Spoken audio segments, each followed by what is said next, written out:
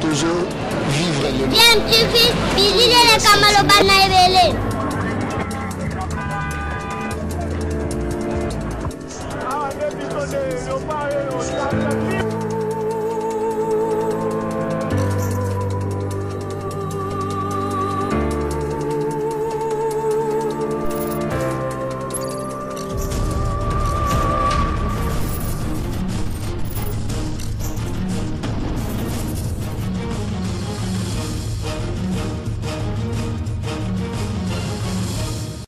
Tu veux toujours un enfant.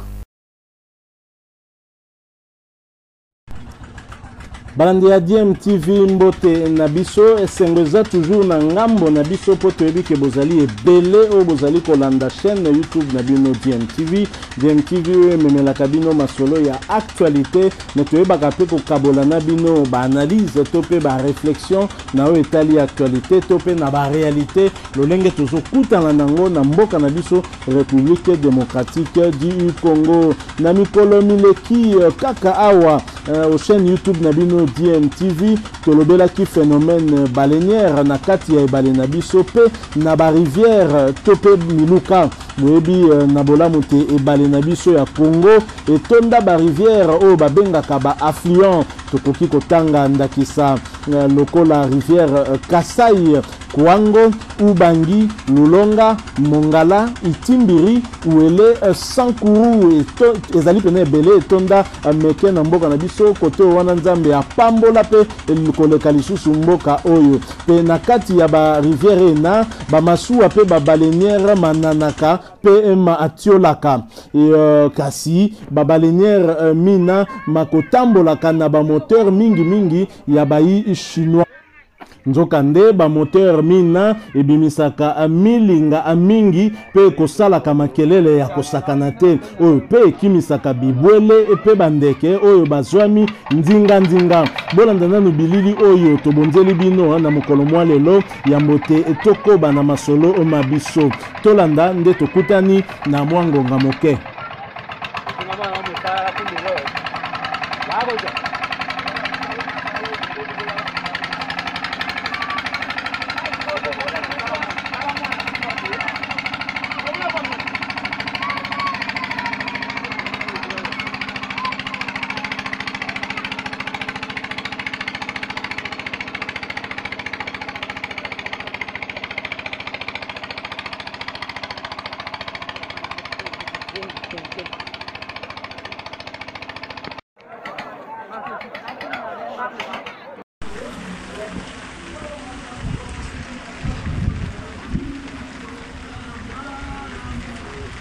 Donc baba linéaire oyo ndenge bozomona yango etambolaka na ba moteur ya Shandong ya marque chinois. Donc na awa na sima ya ba linéaire côté ba mécanicien bazalaka na lakisa bino nde bomona ba moteur yango c'est quelque chose de comme ça. Donc moteur yango donc tobatiaka na nsima eza ba marque chinois. Donc neti awa na baliniere oyo eza misato donc batambolaka nango nyonso misato. Donc ezalaka boye forme nango yango oyo yango nde etambwisaka ba baliniere eza ba marque chinois. Donc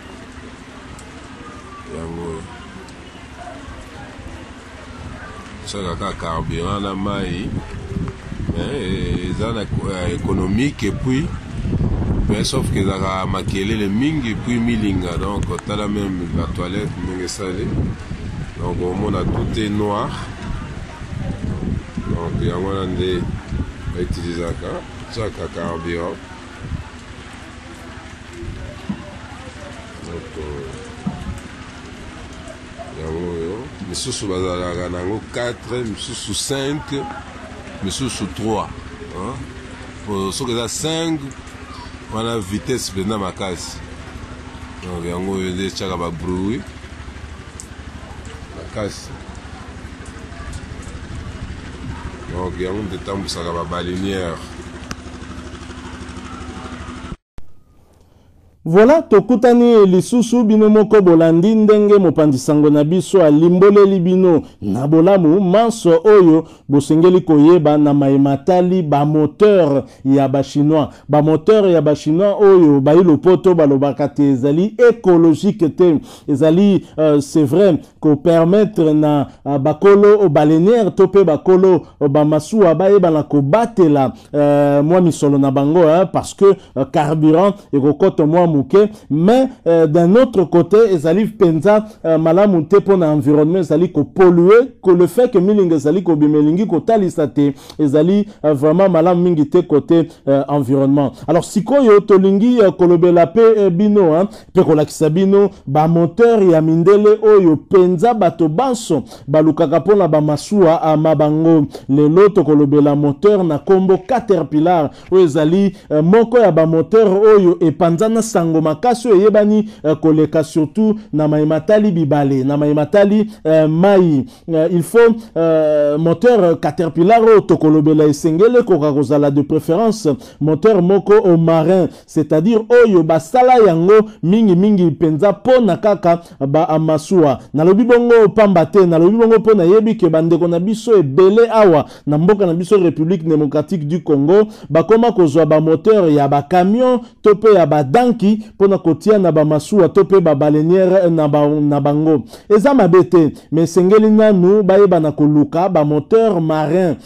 Caterpillar pe historique na yango tope kombo wana ezali na monoko ya bayeba sala yango parce que ezali marque moko ya bayi américain ezali donc na anglais Caterpillar elingi kolobaka ka chenille tope mbinzo na lingala ndenge biso tolobaka yango. Alors soki botali mituka oyo etimolaka mabulu mingi ezalaka na barai neti ba char de combat oyo na lopoto babengaka chenille eza amituka moko makasi mingi ekoki komema pe kotindika biloko ya kilo makasi koleka yango wana puissance na yango ebongi penza pona kotindika ba masuwa ya minene oyo pe ezalaka na ba barge ebele, c'est-à-dire ba masuwa oyo bakoki kokotisa penza biloko ebele okoki kozala na charge ya makasi sengeli na ba moteur oyo koka kozala na puissance makasi po ba na kumba yango. Alors awa na DMTV tozali na moteur moko ya Caterpillar oyo DMTV esombaki na poto bokomono yango ndenge ezali na depot moko epai tutiaki yango kuna na poto tina ndenge ekokoma awa na Kinshasa pe bokomono lolenge ba mécanicien awa na Kinshasa bakodemare yango bolanda bilili wana pe sima tokozonga pona kosala conclusion ya lisolo toti kobetela bino lelo nde tokutani na sima mwa moke.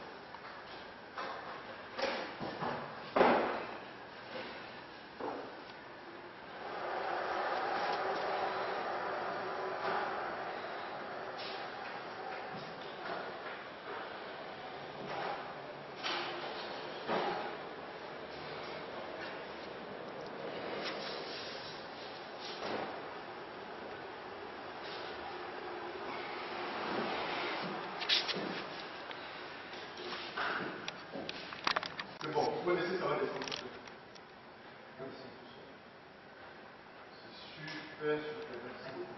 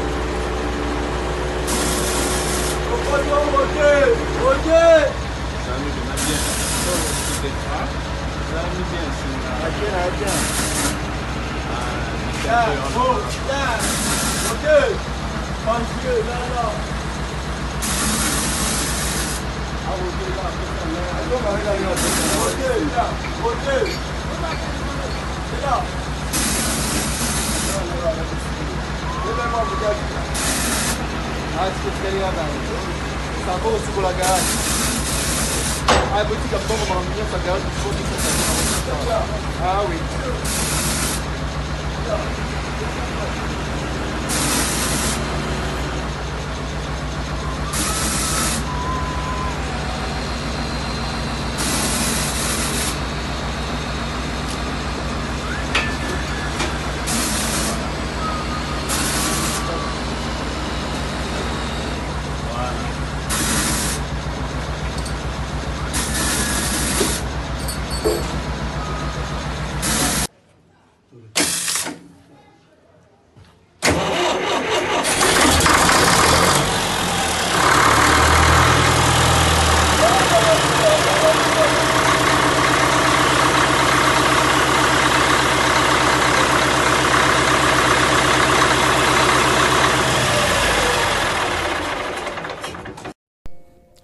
Voilà, boti Kolanda, na mwangonga moke o to proposer na bino moteur o to bengi na kombo ya Caterpillar ko banda kuna na poto et pa wapi ezalaki entreposé avant et koka kokoto na masuwa po ete koma na Kinshasa pe na Kinshasa bomoni lolenge ba mécanicien ba yebaki na ko démarrer yango pe boki son ya moteur wana ndenge pesaki pe na sima ikendaki ko kota pe ko zala placer okati ya masuwa moko po yeba na ko sala ba voyage. Donc le lot tolonga to kabola na bino mwa muke lisolo oyo na maimatali ba moteur pour permettre na bino boko ko découvrir yango pona ba salaka nzela ya mai kolongwa Kinshasa ndakisa kolongwa Kinshasa ko kende na Équateur to pe na province orientale ko kende na Kisangani par exemple to pe ko kende na Bandundu pe Kasai na kozwaka rivière Kasai pe bande komisuso bazali na est boyebi na Goma na Bukavu trafic esalemaka pe na nzela ya mai ya lac na biso kuna pe bao bazali même na province ya Tanganyika bango baebi pe masolo tozali kobeta une sorte pour na biso ezali pe pédagogique ko permettre na bino ko découvrir parce que nzambe apamboli mboko ya biso apesi biso bibale ebele tozali nango pena ebele pa wapi ba transport esengeli pe ko salema mais malheureusement contrairement na oyo tomonaka en tout cas na partie ya est ko tala transport et ezali ko salema entre Goma na Bukavu ko kipe ko salema kolongwa tang su Kinshasa to Bandundu ba bato pena ezaladi o ezako mema ba passager ndenge zalaka kala lelo lisusu mingi ezali te bato bakoma ko voyager na ba marchandise esika moko ko kende to na baleinière ko kende to na ba masuwa ba tondi na ba barge boyebi to mona kayango mingi na mboka na biso epesaka pena apasi epemawa. Alors bomoni ba moteur na ba baleinière ndenge to lakisaki bino na bilili ya liboso bomoni ke ba baleinière yoko zala na 3 4 to 5 moteurs ezo dépendre ka na capacité ya mokolo na yango pe na puissance o ya lingi kopesa na baleinière na ye baleinière eza beaucoup plus rapide que ba masuwa eza ko peser pe un peu moins eza na ba moteur ebele eza ko tambola pena la mai beaucoup plus rapidement pour na ba commerçant o balinga ko sala moi makam na bango vite fait moi ba aller retour wana vite fait ba préférer ko kende na baleinière mais ça li pe quand même moins sécurisant ezali na moins risque pe quand même ebele koleka masuwa yango moko bomoni moteur Caterpillar qui est le meilleur moteur na etali ba masuwa po ezali moteur moko ezali makasi penza soki osombi yango en tout cas eumelaka. C'est vrai que ezali na consommation peut-être koleka ba moteur ya ba chinois automoni mais ezali moteur moko ezali sûr ebe bagape penza pamba te wana ezali kaka pona ko illustrer lisolo tolingaki to salela bino olelo boyebi kaka DMTV chaîne na bino ezali kaka ya ba actualité te ezali chaîne kaka ya ba analyse te ezali pe chaîne ya ba faits sociaux ba makambo lolenge ezali kotambola na mboka na biso nde tindi biso to yeba ko kabola lisolo oyo na bino e tokolika te lisolo oyo e sepelisi bino soki pe ezali bongo e sepelisi bino en tout cas bo zanga te ko talisa biso esengo wana botikela biso to bengi na anglais ba like ebele to ba j'aime to kolinga ebele na lingala boyeba pe lisusu na kokabola na biso makanisi na bino na nzela ya commentaire soki olingi oloba o partager na biso mo point de vue moko na yo soki ozali na yango kobosa na pete ndeko na nga komi abonné na chaîne na yo DMTV soki ezali mbala na yo ya liboso ya kokota awa to pe aussi okota deja olandaka biso menanu omi abona te ndeko na nga oza komumela mpona nini kobosa na te yeba pe na koactive ngonga ya notification to pe cloche ya notification po ete yango nde kopermettre na yo orate lisusu te baprochaine bilili oyo tokoyeba na kokabola na bino awa. Encore une fois totondi bino vraiment botondi mpona ngonga oyo bondimaki kopesa biso mpona kolanda lisolo oyo tokolika te na lisolo tokoyela bino mbala ya nsima bokosepela pe lokola. Merci tokutani bomumisano mbala nsima.